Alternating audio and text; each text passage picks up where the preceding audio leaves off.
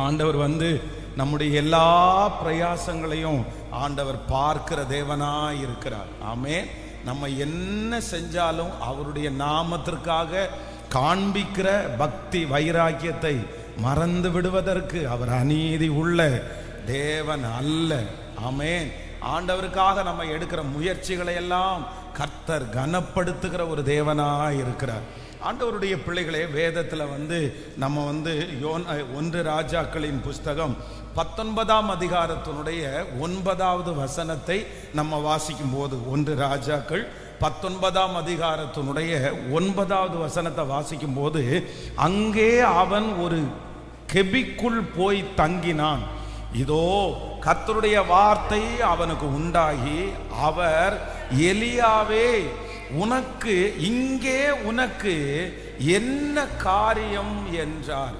இங்கே உனக்கு என்ன காரியம் என்றார். அப்படின்னா ரொம்ப சோர்ந்து போய், அப்படின்னா உதற தள்ளப்பட்டு மறைஞ்சு ஒரு இடத்துல இனி வாழ வேண்டாம் என்கிற ஒரு சூழ்நிலையில எலியா போய் ஒரு இடத்துல வந்து ஒதுங்கி இருக்கிறார்.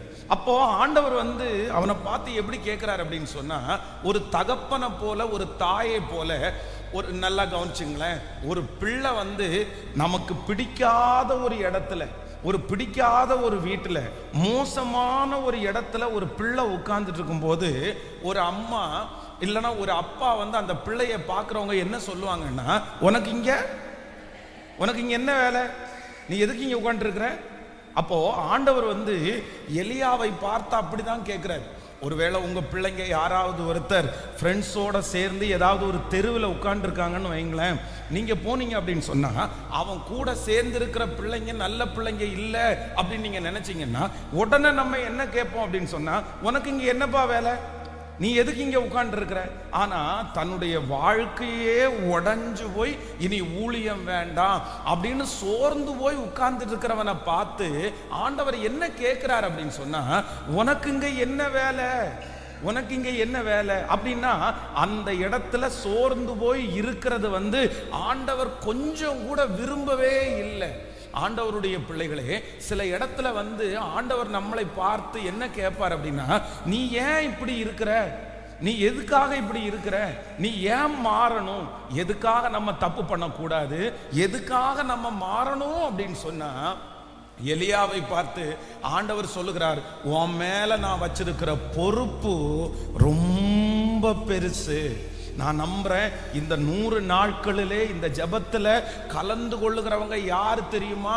நம்ம சாதாரணமானவங்க இல்ல, ஆண்டவருடைய பார்வையிலே விலையேற பெற்றவர்கள்.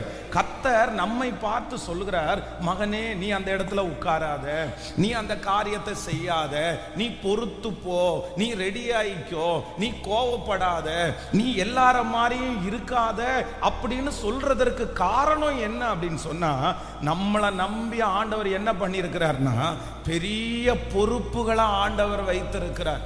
நீங்க ஒரு சில வேளைகளிலே சிலர் கேட்கலாம், நான் ஏன் ஆண்டவரே மாறணும், ஏன் எனக்கு மனசுன்னு ஒண்ணு இல்லையா, நான் வந்து மனுஷன் தானே, நான் இப்படி இருக்கிறதுல என்ன தப்பு, அவங்க இப்படி இருக்கிறதுனால தானே நான் இப்படி இருக்கிறேன்.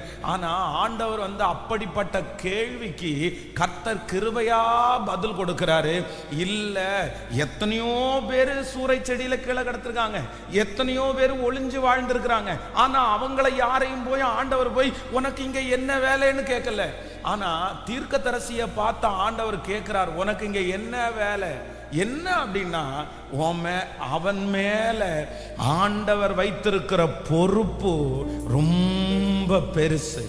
ஆண்டவர் அந்த மனுஷனை என்ன பண்றாருன்னா, அவனை ரொம்ப நம்புறாரு. யாரிடத்திலே அதிகம் கொடுக்கப்படுகிறதோ அவனிடத்திலே அதிகம் கேட்கப்படும். அதே போல யாருக்கு ஆண்டவர் நிறைய கொடுக்கணும்னு நினைக்கிறாங்களோ அவர்களிடத்துல கர்த்தர் அதிகமான குவாலிட்டியை ஆண்டவர் எதிர்பார்க்கிறார்.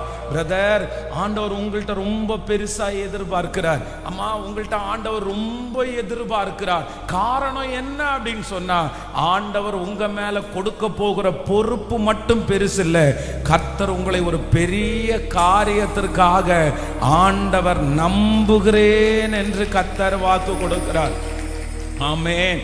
சில பிள்ளைகளை பார்த்து நம்ம சொல்லுவோம், சினிமா பாட்டு கேட்காதப்பா, சினிமா பார்க்காதப்பா, உன் மொபைல்ல எதுக்குப்பா சினிமா பாட்டு கேட்குது. நான் நன்றாய் கவனித்துக் கொள்ளுங்கள். ஒரு உண்மையா ஆண்டவரை நேசிக்கிற பிள்ளைகள் பரிசுத்த வாழ்க்கையிலே தங்களுக்கு உள்ளதான் தடுமாறுவாங்க. அப்படின்னா அவங்களால தப்பு சிலது பண்ணிடுவாங்க, ஆனா மனசாட்சி அவங்கள ரொம்ப குத்திரும். ஆனா வெளி தோற்றத்திற்கு ஒரு மனுஷன் ஆண்டவரை இப்படி விட்டு கொடுக்கிறான் அப்படின்னு சொன்னா அவர்களுக்கு ஆவிக்குரிய வாழ்க்கையில விருப்பம் இல்லைன்னு அர்த்தம்.